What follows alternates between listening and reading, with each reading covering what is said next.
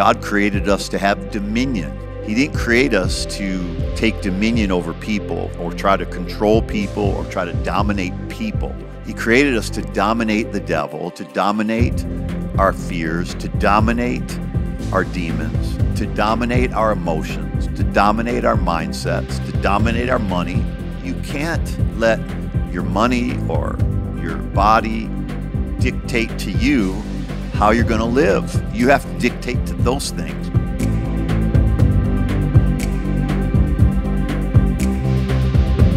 Well, welcome to Think Like a Champion, a podcast dedicated to helping you win in every way and enjoy every day. It's our 84th podcast, and I'm excited to be with you. And before we dive in, I want to thank everyone who's written a review or shared this podcast on social media.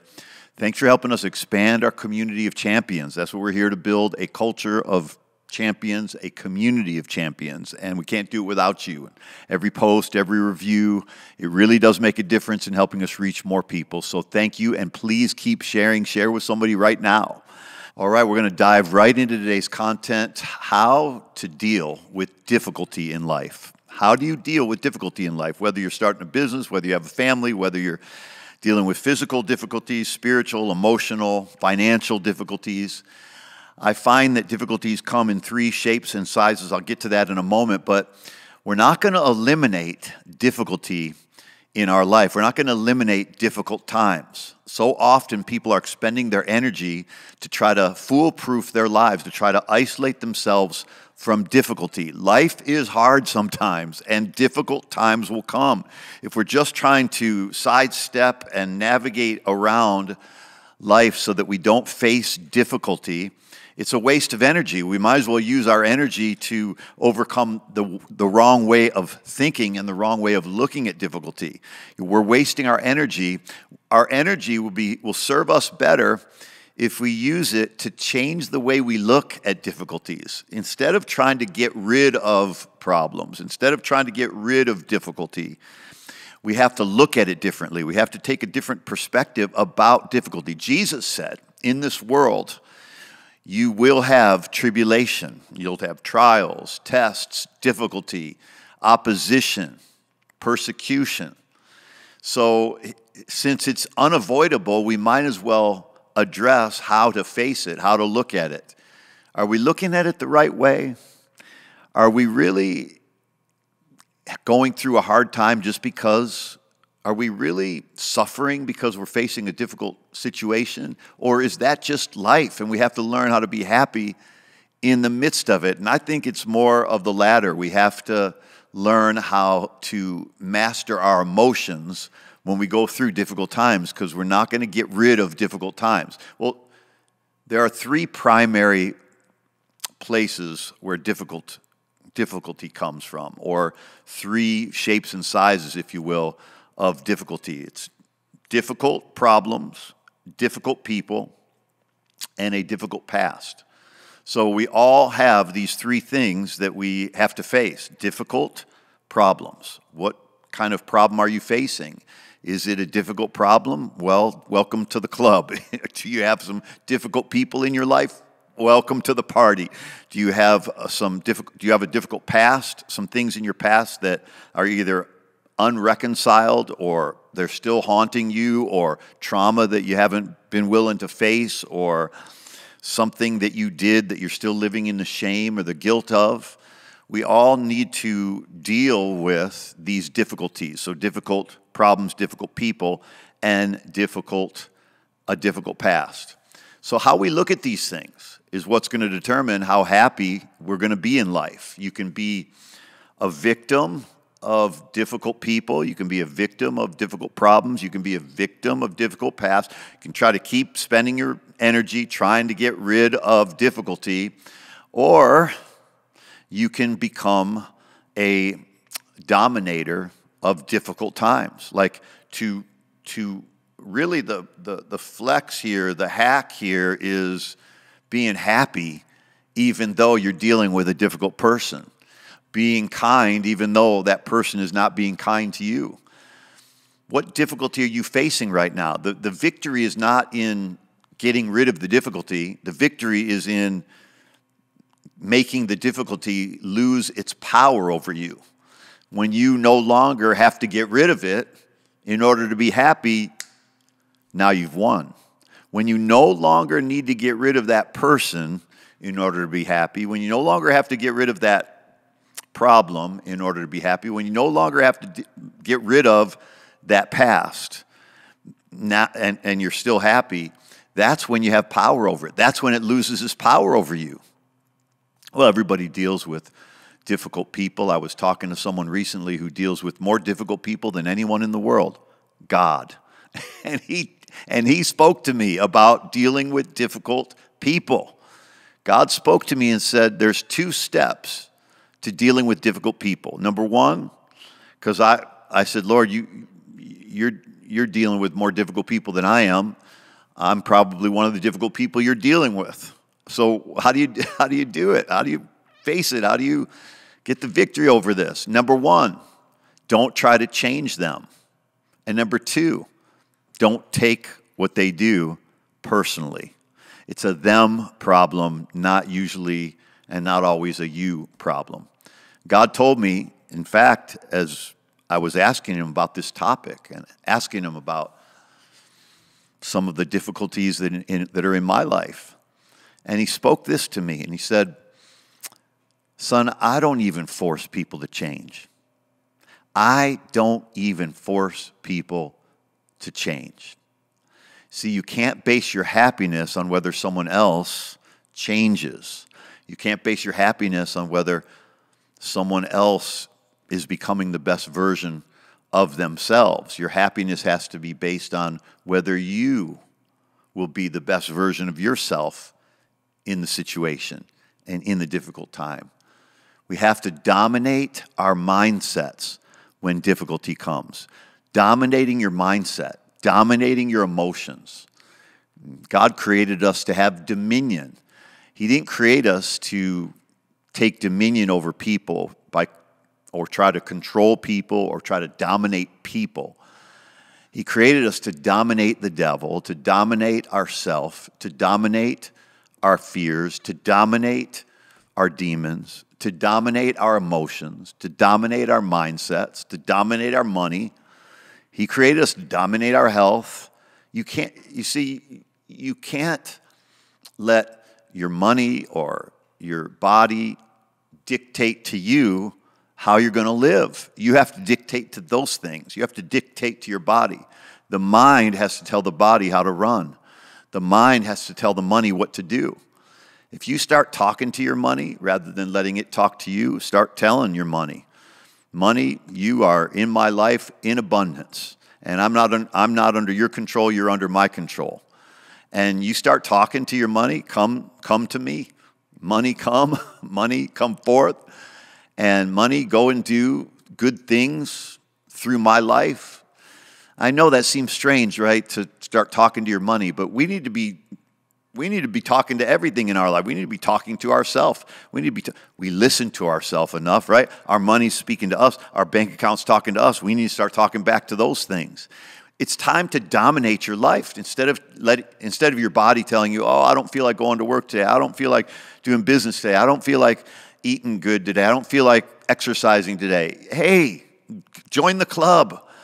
None of us feel like it all the time. We have to get past living by our feelings. We have to have a divorce with our emotions. We need to break up with our emotions. That means that you can have emotions, but you can't let them have you. We need to fall, I like to say, we need to fall out of love with our feelings. You say, how do you fall out of love with your feelings? How do you fall out of love with anybody? You stop listening to them. You stop considering them. You stop valuing what they have to say. Boom, there it is. That's how you fall out of love with your feelings. You stop listening to your feelings. You stop letting them control you. You stop making them the idol that you worship. Stop it. You have power over your emotions. You have power over your feelings. Fall out of love with them. Fall out of love with your feelings. Too often we're married to our feelings. We're trying to please our feelings. We're trying to make our feelings feel right. Why not just make your life about the habits, the belief system and the habits that you're going to commit to, because we make our habits and then our habits make us. So commit to a certain set of habits. Commit to the mindset of domination, a mindset of dominion, a mindset of dominating mindsets, a mindset of dominating fear, a mindset of dominating difficulty.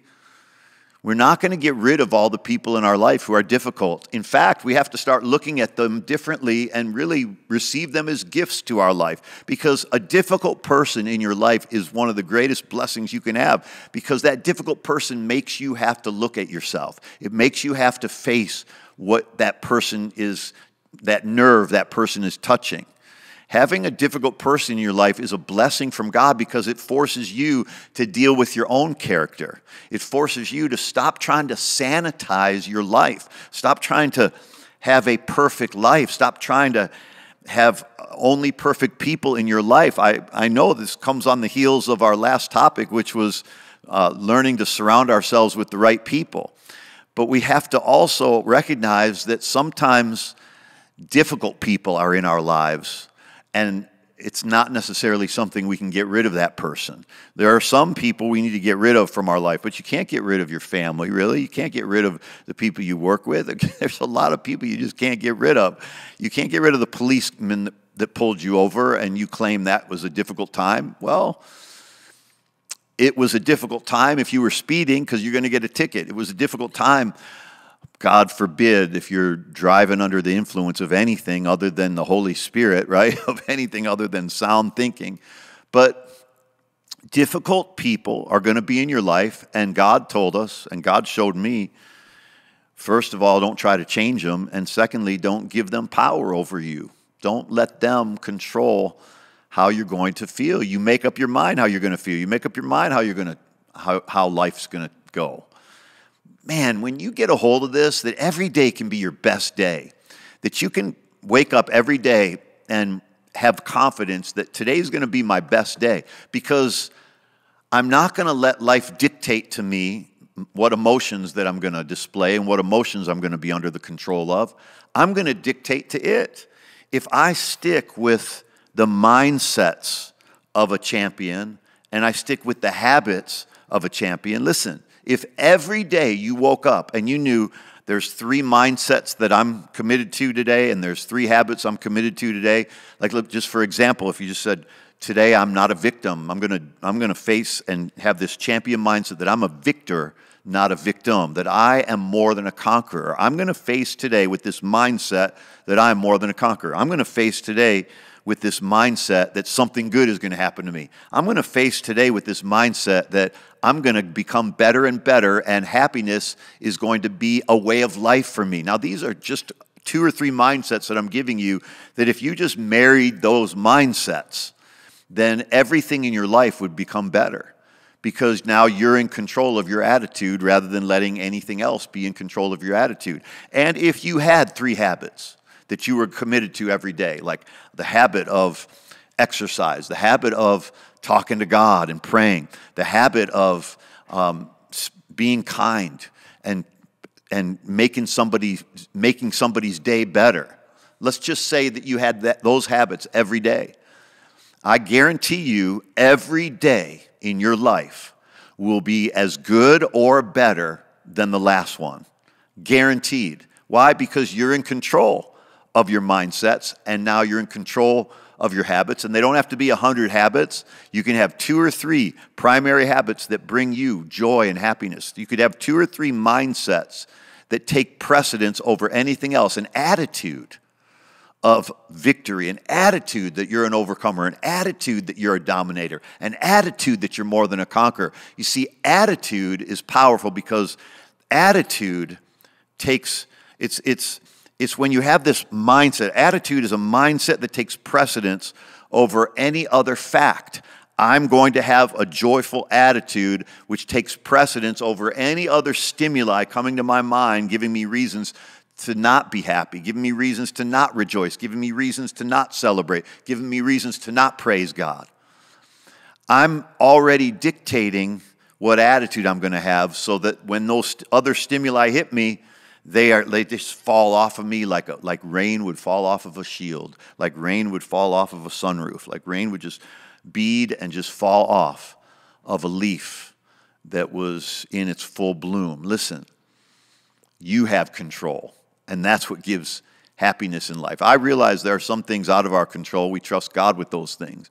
But then there are some things that God has given us control over, and he's trusting us with those things. So the things that you have control over, God's trusting you with those things. And the things you don't have control over, we're trusting God for those things. And if we get that right, not get that mixed up, like we're not giving God the assignment to be responsible for the things he's already given us control over. We can't give that back to him. Lord, you've given me control over my attitude, but I want to give that back to you. And I would just pray that you would take care and control my attitude for me. Sorry, that prayer isn't going to get answered because God's not going to control your attitude for you because he already gave you the power to control your attitude. So guess what? You have the power to control it. Woo! That sets you free from the control of anybody else or anything else happening in life. You better shout before I come through that camera and just tell you this face to face. I hope you're getting a hold of this. Listen, there's this great verse in 2 Timothy chapter 3, verse 1. And it says, difficult times will come.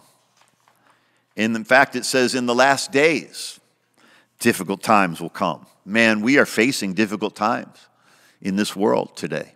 Whether it's difficult times with wars, difficult times with politics, difficult times with the economy, difficult times with fear and terror and all sorts of tragedies that occur.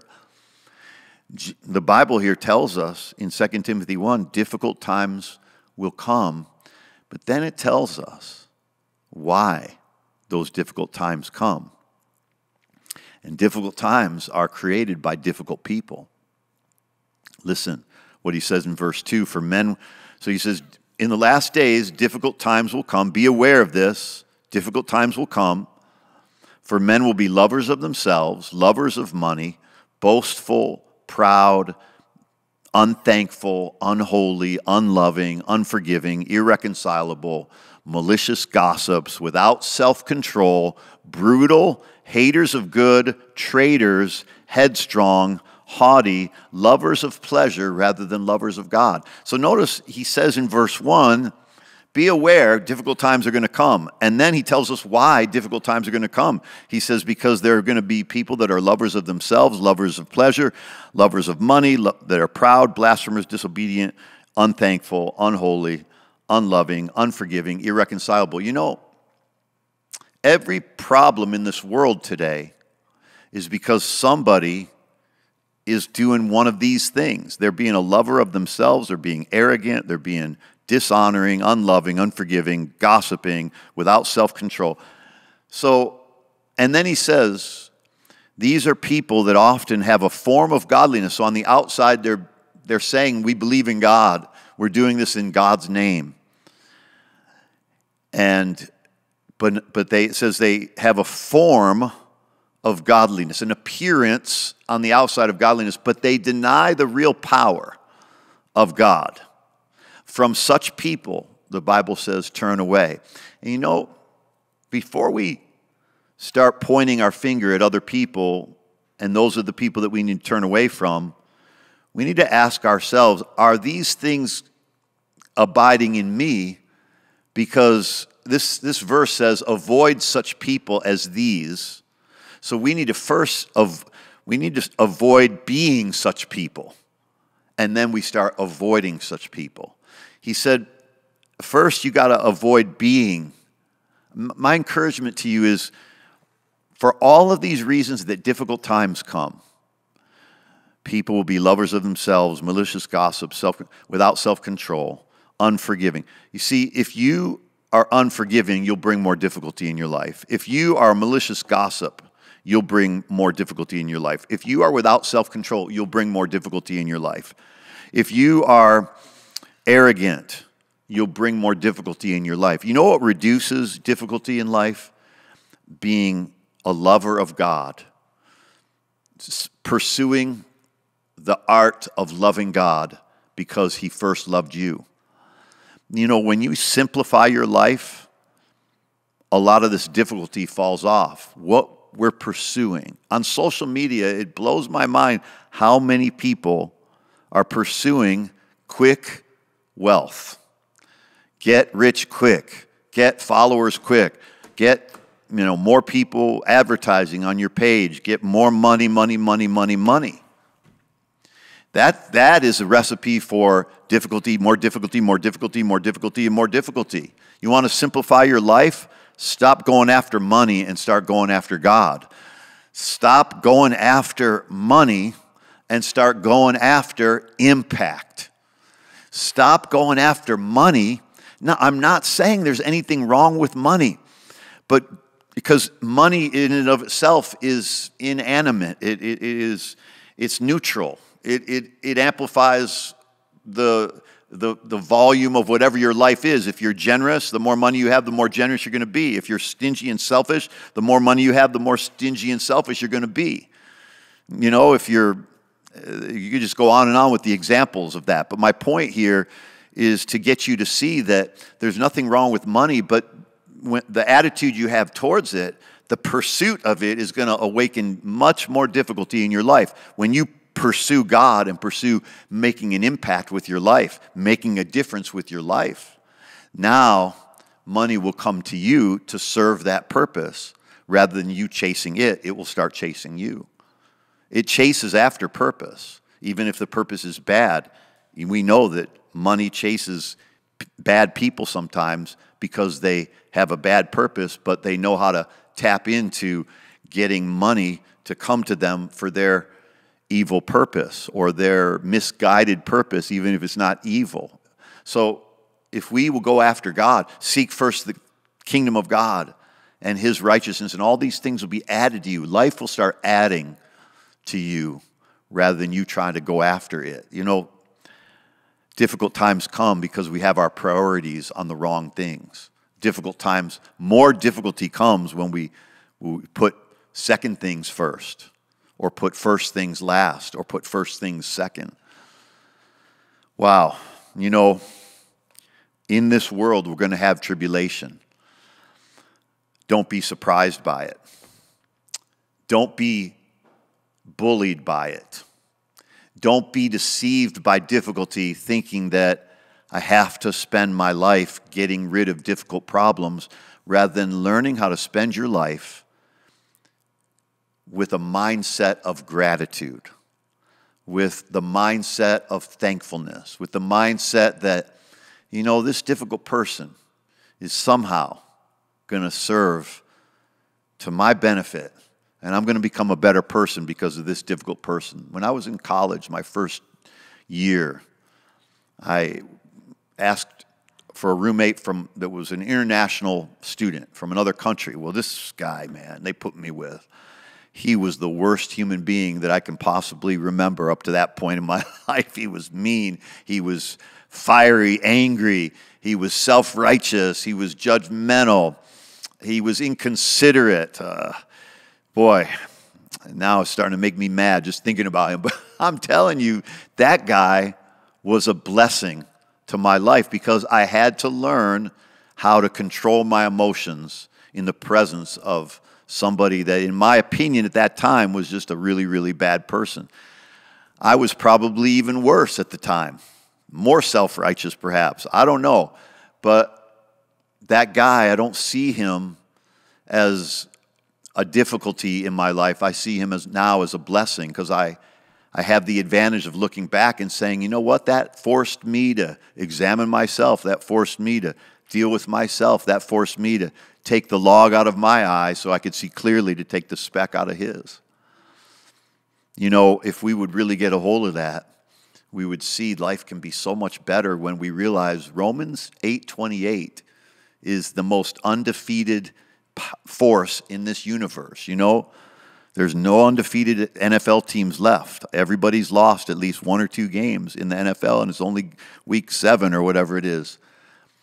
But you know what's undefeated? Romans 8:28. And what does it say? It says, God causes all things to work together for good to those that love him and are called according to his purpose. In other words, God doesn't cause all things, but he finds a way to take all those things, put them together, and cause them to work for your good. So even the difficult people in your life, God will take them and use them to make you a better person and to make your life better somehow, because he's all the while at work in you, both to will and to work for his good pleasure.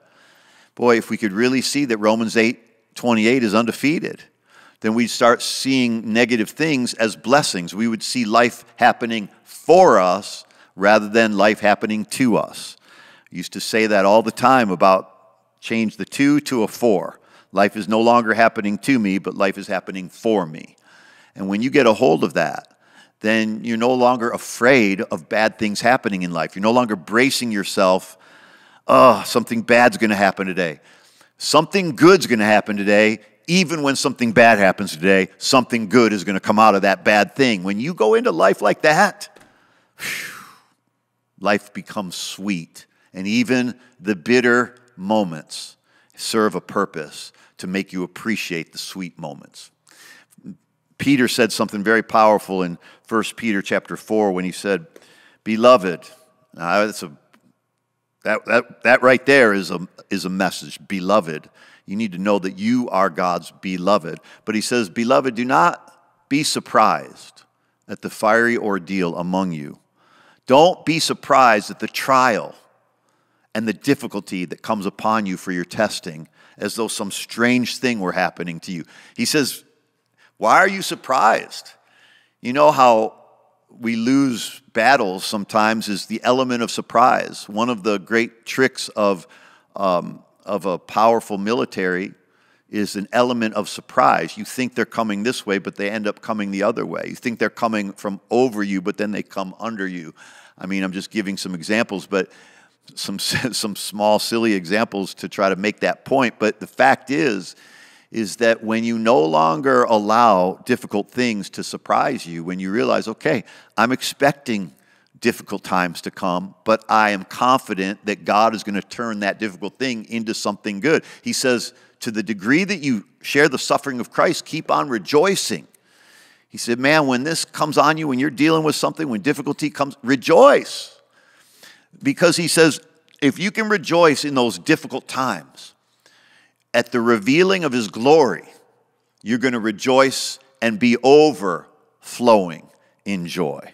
If you're insulted for the name of Christ, the glory of God rests upon you. He says, make sure that none of you suffer because you're doing wrong. If you're going to suffer because you're doing what's right.